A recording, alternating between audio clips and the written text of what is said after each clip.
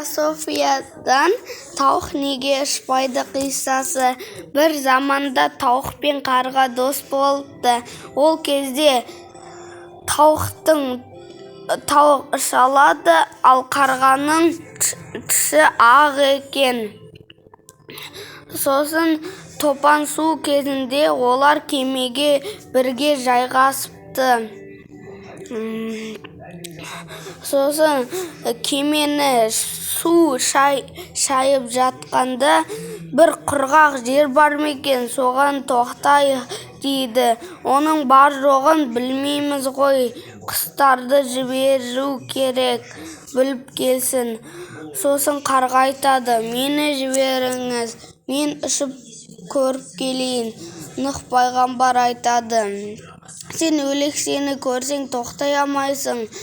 Сол себепті кепілге нені қалдырасың дейді. Кепілге ол сосын тауық айтады: кепілге менің екі қанатымды қойсын, ал келмесе менің екі қанатымды шауып тастайсыңдар дейді.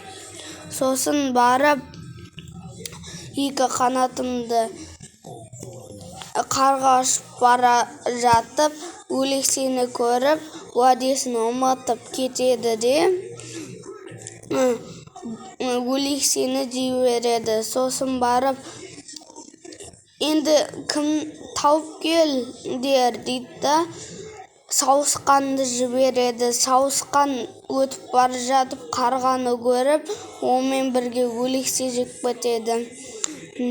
Сосын енді ана екеуін тауып келетін сенімді кім бар деп кептерді жібереді. Кептер болса бір ағаштың үстіне қонып, қаннан аяғы қып-қызыл болып кетеді. Аяғы қып-қызылы содан екен.